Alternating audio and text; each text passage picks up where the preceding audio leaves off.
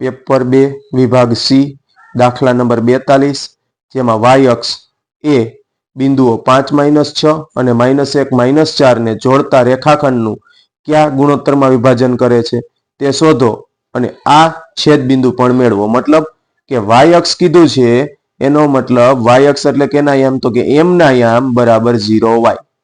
શા માટે તો કે વાય અક્ષ હોય એટલે x યામ કેવો હોય 0 અને y યામ કેવો હોય y. તેથી એના યામ તો કે 5 અને -6, b ના યામ -1 -4. હવે છેદ બિંદુ કીધું, વિભાજન કીધું એટલે m1 m2 આવે અને m1 m2 આવે એટલે કોના યામ આવે તો કે m ના યામ, જે આપણે વાત થઈ હતી આગળના દાખલામાં કે દાખલા નંબર 41 જો અંતર સૂત્ર હોય તો 42 મો કયો હશે વિભાજન બિંદુનો. કારણ કે આ ચેપ્ટરની અંદરથી બે દાખલા પૂછાય છે અને રીત પણ બે જ છે. એટલે બીજી રીત પણ આવી ગઈ કે m ના યામ બરાબર m1x2 m2 x1 ના છેદમાં m1 m2. એ જ રીતે સૂત્ર m1y2 m2y1 ના છેદમાં m1 m2. વિભાગ બી માં પણ આપણે જોયું હતું કે m1 તો સામે x2 1 1 કે 2 2 ભેગા ના થાવ જોઈએ 1 2 અથવા 2 1 આ રીતે હોવું જોઈએ. એટલે સૂત્ર બની ગયું. m ના યામ આપને ખ્યાલ છે શું છે 0 અને y.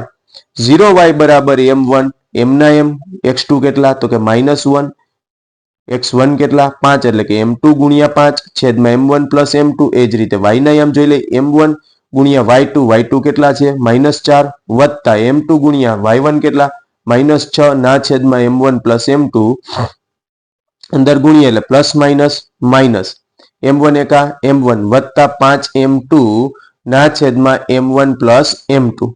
એ જ રીતે plus minus -4 m1 plus minus 6 m2 ના છેદમાં m1 m2.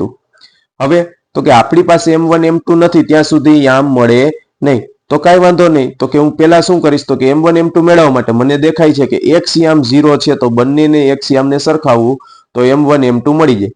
ચાલો તો આપણે m1 ને x યામને બંનેને સરખાવી એટલે કે 0 બરાબર -m1 પ્લસ 5m2 ના છેદમાં m1 m2. જે m1 m2 છેદમાં છે આ બાજુ આવે તો 0 સાથે ગુણાકારમાં એટલે 0 ગુણ્યા m1 m2 બરાબર -m1 પ્લસ 5m2. 0 ગુણ્યા આખો કાઉન્સ એટલે શું થઈ જશે 0 બરાબર -5m1 પ્લસ 5m2. તો -m1 આ બાજુ આવે તો પ્લસ, તો m1 બરાબર આ બાજુ શું વધ્યું 5m2. હવે આપણે m1 m2 નો ગુણોત્તર જોઈએ એટલે કે m1 ના છેદમાં શું લઈ જવાના m2 ને, એટલે કે m1 ના છેદમાં m2 જાય તો આ બાજુ કેટલા વધે છે 5. છેદમાં કાંઈ ન હોય તો શું આવે 1. તેથી શું થાય તો કે m1 જેમ m2 બરાબર શું થઈ જાય છે 5 જેમ 1 થાય છે.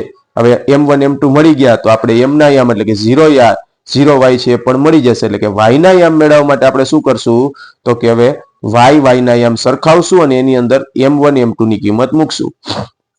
તો કે y ના યામ સરખાવતા y બરાબર -4m1 -6m2 ના છેદમાં m1 m2. જેની અંદર m1 આવ્યા 5 એટલે m1 5 મૂક્યા માઇનસ m2 કેટલા આવ્યા છે 1 એટલે 6 ગુણ્યા 1 છેદમાં 5 વત્તા 1 પ્લસ માઇનસ 4 25 -6 એકા 6 ના છેદમાં 6 તો માઇનસ પ્લસ એટલે કે મોટા પર નિશાની માઇનસ પણ આમ સરવાળો 20 ને 6 26 ના છેદમાં 6. હવે બંને બેકી સંખ્યા બંનેમાં બબે વડે ભાગાય એટલે -13 દુ 26 અને 3 દુ 6 એટલે જવાબ આવ્યો -13 ના છેદમાં 3. તેથી આપણા જે છેદ બિંદુ m ના યામ છે એ પણ શું થઈ ગયું તો કે 0, -13 ના છેદમાં 3.